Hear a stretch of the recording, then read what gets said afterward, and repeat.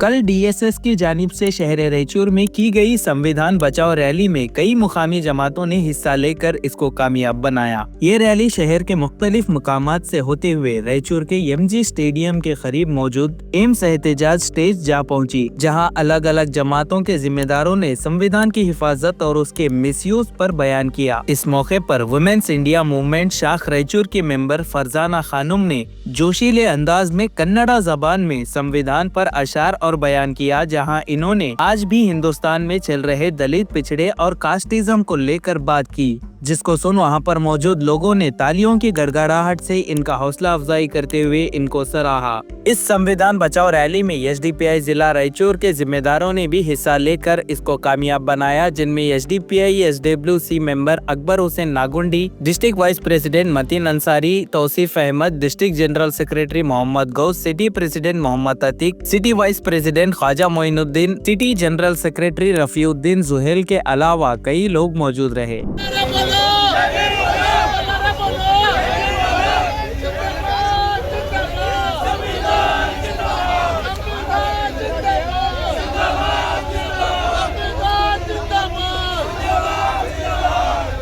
खत्म करेंगे और हम एक नई चीज लाएंगे जो उनके ख्यालात के मुताबिक होगी। हम संविधान को हटाने या इसमें कोई भी 1% की भी तब्दीली लाने हरगिज नहीं देंगे। तब तक हमारे जान है, तब तक हमारी रगों में खून बहता रहेगा, तब तक हम इस संविधान की रक्षा करते रहेंगे। आपने बोला संविधान खतरे में नहीं है, ये लोग तो आपका साथ दे रहे हैं। नहीं, कैसा साथ दे रहे हैं? आप हिजाब पे पाबंदी लगाते हैं, आप खाने पे पाबंदी लगाते हैं, आप पहनने से आपको पहनने पे है ना पाबंदी है। ये तमाम चीजें जो नजर आ रही है के बाद क्या आपको नहीं लगता कि संविधान खतरे में है? नई नई तब्दीलियां संविधान में ला रहे हैं ये लोग। क्या आपको नहीं लगता ये संविधान खतरे में है? आप ये जान लें, जो भी स्थायी ताकतें हैं ये कहना चाह रही है, ये बताना चाह रही है कि संविधान को बदला जाएगा, ये हरगिज मुमकिन नहीं है।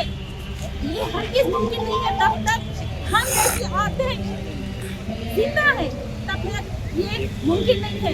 बेशक बाप दीवारें बनाता है मगर माया खौफ बनाती है। हम ऐसे बच्चों को लाएंगे, ऐसे बच्चों की तरबियत करेंगे जो आने वाली कौम को बनाएगी, आने वाले संविधान को बचाने में साथ देगी, और हम भी इसका साथ देंगे इंशाल्लाह। ये कभी भी मुमकिन नहीं है कि संविधान को हटाया जाए, तब्दीली लाई जाए। ಶೂದ್ರರು ಈ ದೇಶದ ರಾಮ ಮಂದಿರ ಅಥವಾ ಕೃಷ್ಣ ಮಂದಿರದಲ್ಲಿ ಪೂಜಾರಿಗಳಾಗುವುದು ಸಾಧ್ಯವಿಲ್ಲ. ಆದರೆ ಅವರು ಸಂವಿಧಾನದ ನೆರವಿನಿಂದ ಈ ದೇಶದ ಪ್ರಧಾನಿಗಳಾಗಬಹುದು. ರಾಜಕೀಯ ಎಂಬ ದೇಹಕ್ಕೆ ಕಾನೂನು ಮತ್ತು ಸುವ್ಯವಸ್ಥೆಗಳೇ ಔಷಧಿಗಳಾಗಿವೆ. ರಾಜಕೀಯ ಎಂಬ ದೇಹಕ್ಕೆ ಕಾನೂನು ಮತ್ತು ಸುವ್ಯವಸ್ಥೆಗಳೇ ಔಷಧಿಗಳಾಗಿವೆ.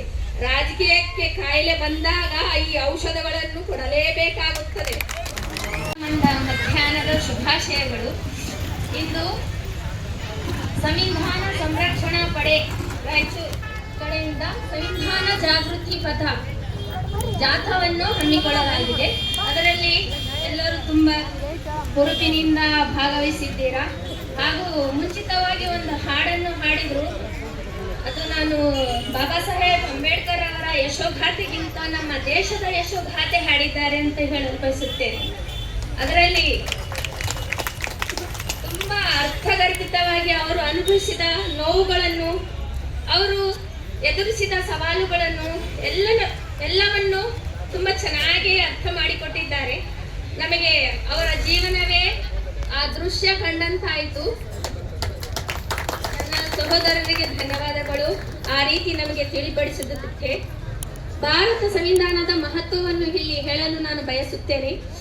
ವೇದಿಕೆಯ ಮೇಲೆ ಇರುವಂತಹ ಗುರು ಹಿರಿಯರೇ ಹಾಗೂ ನನ್ನ ಸಹೋದರ ಸಹೋದರಿಯರೇ, 1956ರಂದು ಜನವರಿ 26 ಭಾರತದ ಸಂವಿಧಾನವು ಜಾರಿಗೆ ಬಂತು. ಹಾಗೆಯೇ ಈ ದಿನವನ್ನು ದೇಶದ ತುಂಬೆಲ್ಲ ವಿಜೃಂಭಣೆಯಿಂದ ಆಚರಿಸುತ್ತೇವೆ. ಇದು ಎಲ್ಲರಿಗೂ ತಿಳಿದಿರುವ ವಿಷಯವಾಗಿದೆ. ಆದರೆ ಸಂವಿಧಾನದ ಮಹತ್ವವೇನು ಎಂಬುದನ್ನು ನಾವೆಲ್ಲ ಮತ್ತು ನೀವುಗಳೆಲ್ಲ ತಿಳಿಯೋದು ಅತ್ಯವಶ್ಯಕವಾದ ಸಂಗತಿಯಾಗಿದೆ. ಭಾರತದ ಸಂವಿಧಾನವು 25 ಅಧ್ಯಾಯಗಳು ಮತ್ತು 12 ಅನುಸೂಚಿಗಳನ್ನು ಒಳಗೊಂಡಿದೆ. ಒಂದೊಂದು ಅಧ್ಯಾಯದಲ್ಲೂ ಹಲವು ಪ್ರತ್ಯೇಕ ಅನುಚ್ಛೇದಗಳಿವೆ. ಪ್ರತಿಯೊಂದು ಅಧ್ಯಾಯದಲ್ಲೂ ಪ್ರತ್ಯೇಕ ವಿಷಯದ ಬಗ್ಗೆ ಪ್ರಸ್ತಾಪ ಮಾಡಲಾಗಿದೆ. ಭಾರತದಲ್ಲಿ ಸಂವಿಧಾನವೇ ಸರ್ವೋಚ್ಚವಾದುದು. ಸಂವಿಧಾನದ ಮೂಲಭೂತ ತತ್ವಗಳು, ಆಶಯಗಳು ಮತ್ತು ಸಿದ್ಧಾಂತಗಳನ್ನು ಸಾರಾಂಶ ರೂಪದಲ್ಲಿ ತಿಳಿಸುವ ಪೀಠಿಕೆಯನ್ನು ಸಂವಿಧಾನದ ಪ್ರಸ್ತಾವನೆ ಎಂದು ಕರೆಯಲಾಗಿದೆ.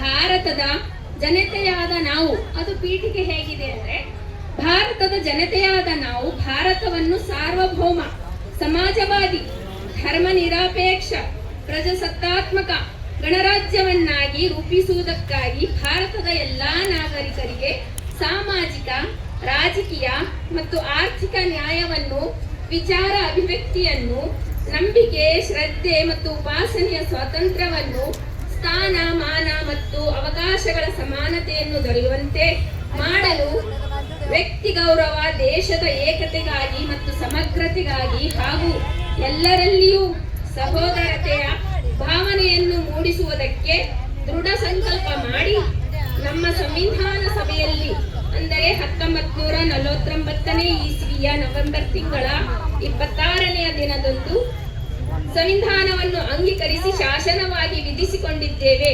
ಈ ಪ್ರಸ್ತಾವನೆಯ ಮೂಲಕ ತಿಳಿಪಡಿಸುವ ತತ್ವಗಳೆಂದರೆ: ಜನರೇ ಅಧಿಕಾರದ ಮೂಲ, ಭಾರತ ಒಂದು ಸ್ವತಂತ್ರವಾದ ಸಾರ್ವಭೌಮ ರಾಷ್ಟ್ರ, ಅದೊಂದು ಸಮಾಜವಾದಿ, ಜಾತ್ಯತೀತ ಮತ್ತು ಪ್ರಜಾಸತ್ತಾತ್ಮಕ ರಾಷ್ಟ್ರ ಎಂದು ಇಲ್ಲಿ ಹೇಳಲು ನಾನು ಇಚ್ಛಿಸುತ್ತೇನೆ.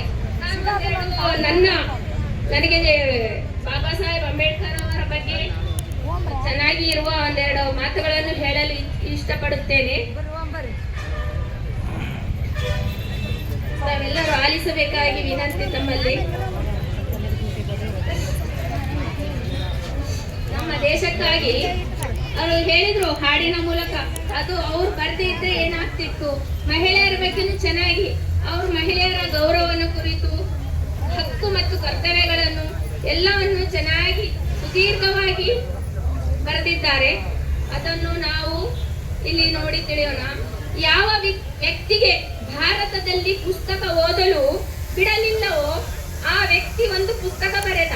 ಆ ಪುಸ್ತಕದಿಂದಲೇ ಭಾರತ ನಡೆಯುತ್ತಿದೆ.